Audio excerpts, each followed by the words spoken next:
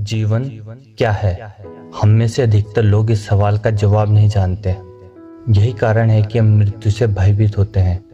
एक तिब्बती फकीर मारपा से जब एक व्यक्ति ने जीवन और मृत्यु के बारे में पूछा, तो मारपा ने कहा कि वे केवल जीवन के बारे में बता सकते हैं, क्योंकि उनका कभी मृत्यु से परिचय नहीं हुआ है।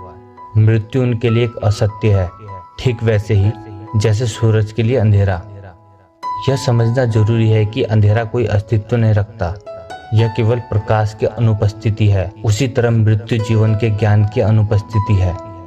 हम जीवन को केवल शरीर तक सीमित समझते हैं, जबकि जीवन का असली केंद्र हमारे भीतर, हमारी आत्मा में है। यह भारी शरीर एक बीज के सख्त खोल जैसा है, जिसके भीतर जीवन का कोमल अंकुर छिपा हुआ है। जब तक हम इस खोल को सब कुछ मानेंगे, असली जीवन का अनुभव नहीं कर पाएंगे। हमारे भीतर का जीवन अदृश्य जड़ों की तरह होता है, जो हमें बाहरी संसार में बनाए रखता है। माओ से तुंग की कहानी याद करें, जहां उन्होंने फूलों और पत्तियों को पानी देकर बगीचों को हरा भरा रखने की कोशिश की थी, लेकिन जब उन्होंने जड़ों को अनदेखा किया तो पूरा बगीचा मुरझा गया।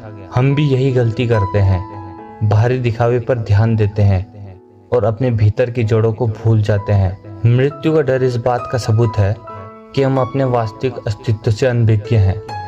हम जानते हैं कि शरीर बूढ़ा और कमजोर होता है, इसीलिए हम डरते हैं। आत्मा अमर है जैसे सिद्धांत हम खुद को दिलासा देने के लिए दोहराते हैं, लेकिन जो व्यक्ति सच में जानता है कि आत्मा अमर है, उसे ये बात दोहराने की जरूरत नहीं पड़ती। मृत्यु से मुक्ति पाने का एक ही रास्ता है, जीवन में रहते हुए मृत्यु का अनुभव करना, जिसे हम समाधि कहते हैं। समाधि एक ऐसी कला है जहां पर हम जानबूझकर अपनी जीवन ऊर्जा को शरीर से खींचकर भीतर केंद्र पर लाते हैं।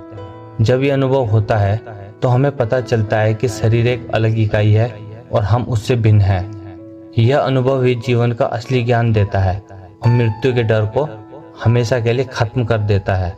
योग हमें बताता है कि शरीर के अंदर कुछ अदृश्य केंद्र हैं, जिन्हें चक्र कहते हैं।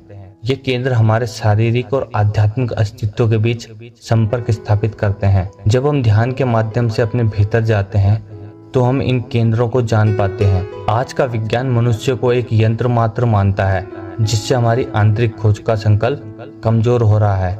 मार्क्सवाद जैसे सिद्धांत भी इसी बात को बढ़ावा देते हैं कि केवल पदार्थ का अस्तित्व है, आत्मा का नहीं। यह हमारे लिए आध्यात्मिक भविष्य के लिए खतरा है। सच्चे ज्ञान की तलाश में हमें केवल शब्दों को, सिद्धांतों पर निर्भर नहीं रहना चाहिए। हमें भीतर जाकर खुद को जानने का प्रयास करना होगा।